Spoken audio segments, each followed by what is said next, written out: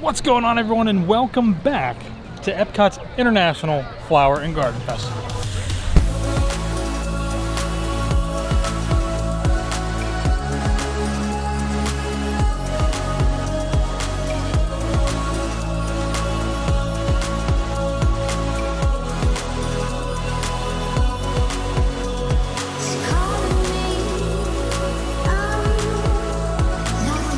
All right, so we are here in this middle, I'm gonna call it the hub area, and we're checking out some of the festival merchandise, which is located right behind me, and across the way they also have some flower and garden stuff as well.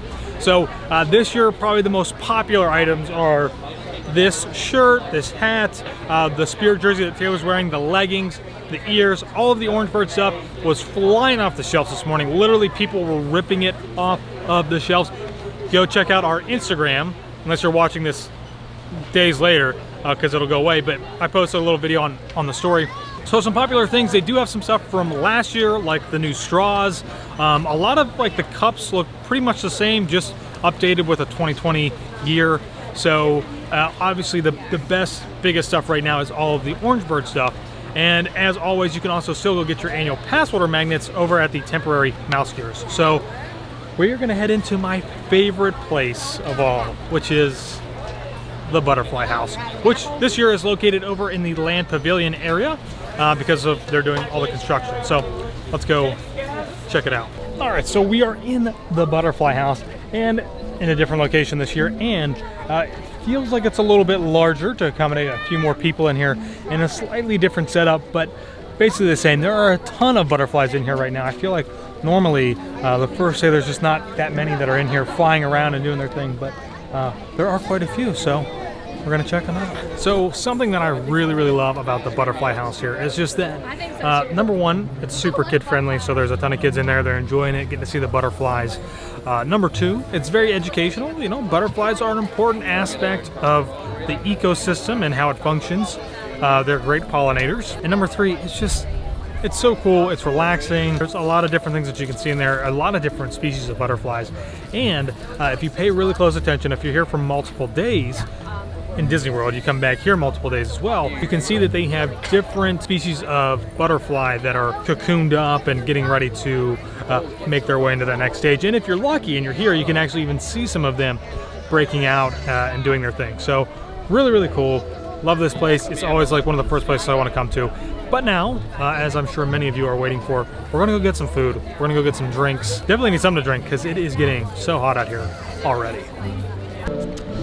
Oh no, wait a second. What if you forgot to get your book and a map up front of the park? Like, what do? You're walking around, you have no idea where anything is or what they serve. Well, all of the booths have a festival passport that you can come and get and check out. So we forgot to grab ours up front, so we're gonna grab ours here. And we're gonna see what there is to get. I know, you guys know I'm always looking for the cider. So another tip that I did not mention, and something that we always mention every single year, is to get a gift card. We didn't get a gift card this morning because we already have a gift card that has money on it, so we're gonna use that first. But why we always say to get a gift card is because it really helps you to manage how much you're actually spending at the festival. And it's not just a gift card, it's your little wristlet gift card. It's a wristlet gift card. So it's just more convenient. And it's a little bit of a souvenir. You can plant some flowers with it. Yeah, with the little tag that comes on it. But it just helps you to manage your spending so that you're not going crazy, because it is very easy to just keep swiping as you go from booth to booth, so you can kind of just set a limit, which is really nice. We have officially made it to our first outdoor kitchen of Flower and Garden for 2020, and we are at Jardin de Fiestas. I have got the quesadilla al pastor, which is a flour tortilla filled with Monterey Jack cheese and pork pastor, topped with grilled pineapple, salsa verde, red onion, and cilantro. It looks really good. I'm excited to try this. I pretty much like to get something from Mexico at almost all of the festivals, so it doesn't really ever let me down.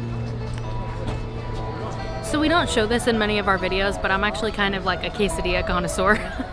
So I was really excited to try this. And the pork is actually cooked really nice on the inside. It's tender, and I like that I like the sweetness that the pineapple brings into that, and I just love a good salsa verde, and they always have a real nice salsa verde here at all of the Epcot festivals. So this to me is overall a pretty good quesadilla. I do wish that it was just a little bit crunchier.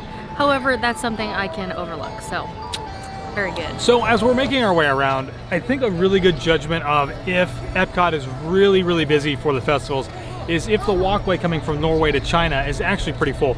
And it surprisingly wasn't, which is kind of nice.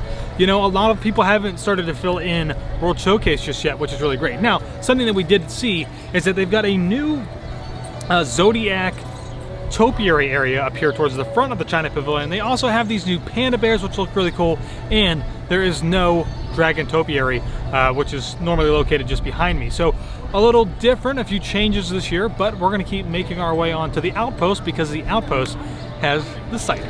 So for the very first time since I can remember, we're actually getting something from the African Pavilion area here, which is the refreshment outpost. And we've got the cider flight, which is a new location. Normally it's not here, but all the better. So we have got a Banana Bliss hard cider. We've got a Starcut Mimosa hard cider, and we've got a raspberry lemonade dry hard cider. So what's really cool is that the Three Daughters Raspberry Lemonade Dry Hard Cider is actually from St. Pete. That's a local brewery here. It's actually the one I'm most looking forward to because I love that fruity, you know, raspberry lemonade flavor. Wow, that's a wee bit sour. All right, we're gonna try the Starcut Cider's Mimosa Hard Cider. It's a mouthful.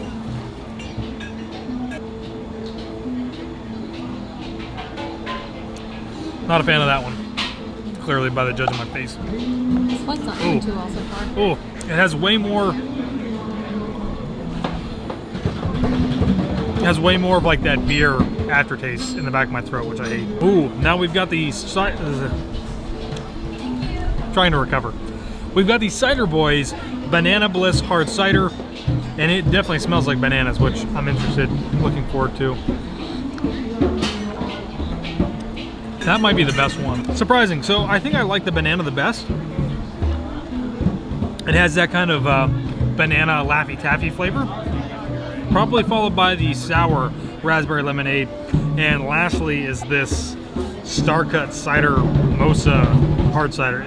It tastes way too much like beer to me. So the next stop along our magical food journey here at Flower and Garden Festival is Primavera Kitchen. We've got the Margherita Pizza. This is a rustic Italian flatbread, vine-ripened tomatoes, whole milk mozzarella, Parmesan, and basil. First thing that I noticed right off the bat is that this is actually a smaller portion size than what is normally served here.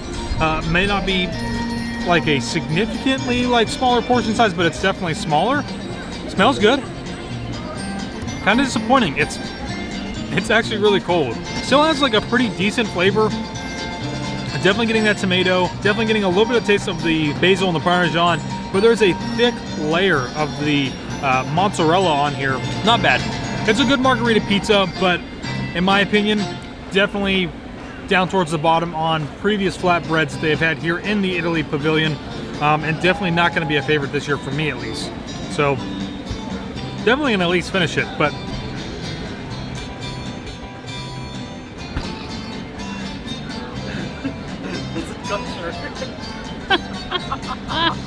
Holy moly! Oh my gosh! No wonder people don't eat on the tables. Nate is with us. He got the ravioli, which is grilled chicken ravioli with spring vegetables and a creamy pesto sauce. I don't know if you saw that, but I took a bite of it. It shot out the side. $9, right? $9. $9 for 4 raviolis. Yeah, I don't think that's really worth it. I think the combination of flavors for me are okay. I like that creamy pesto. I like the spring vegetables. I didn't really get a strong chicken flavor in there or even a lot of chicken to begin with, but combination is okay, but 4 raviolis for $9 is way too much for me. So, which is kind of disappointing. Italy this year, I'm always looking forward to Italy. They do have the frozen margarita because that's what Taylor has.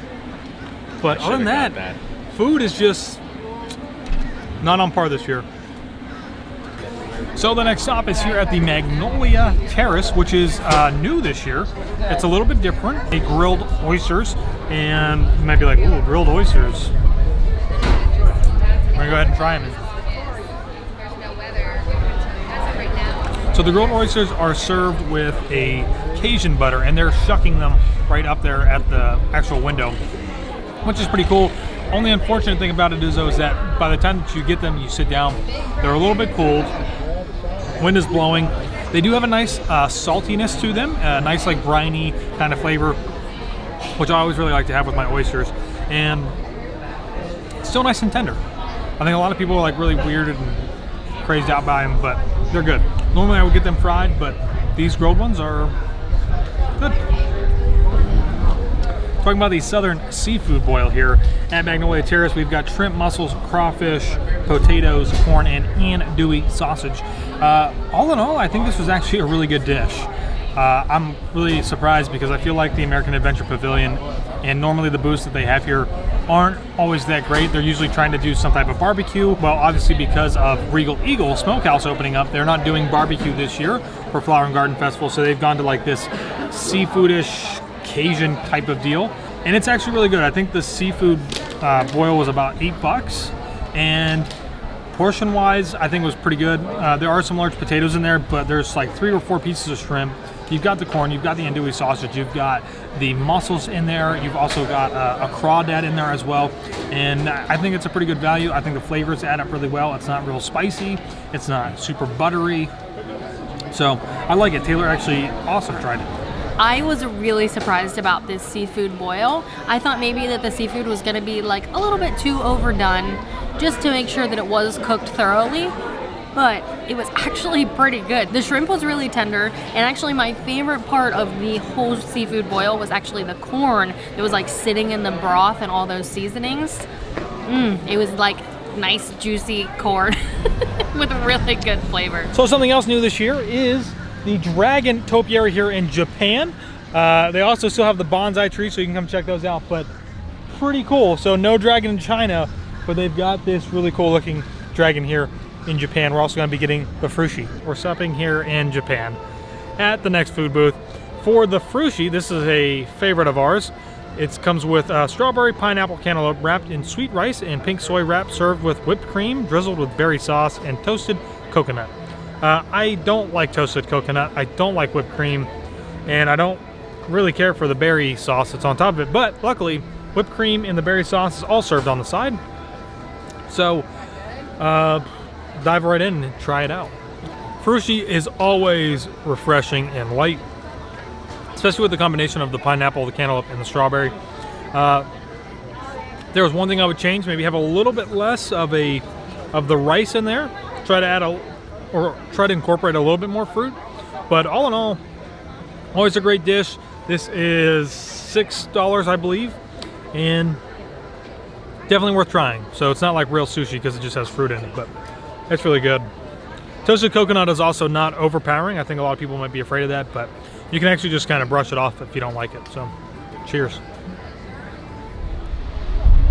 Don't forget, go check out Nate's. Bye, Nate.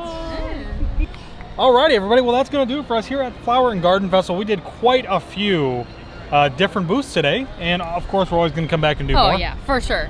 I don't think I tried as much as I wanted to today, but I was just like enjoying my time being here at Epcot, and I was sampling basically everything that Josh had. You know, and I think I was really surprised that Italy was not better than what I expected. And American Adventure, I think, actually really stuck out to me. Yeah. That Southern Seafood Boil was really good. It really was. And I really liked my quesadilla at Mexico. And I don't think I even said this in the video, but Italy didn't disappoint me because I got the Italian margarita. I mean, how can you go wrong there? It was good. They had some new topiaries, which we showed. Yeah. There's definitely some other like classic topiaries, as there always are every single year. Mm-hmm. So this is my favorite festival. It just never disappoints me, no matter what. I love it. So more to come, especially the garden. Ooh, there's a Flower and Garden trail. The garden something.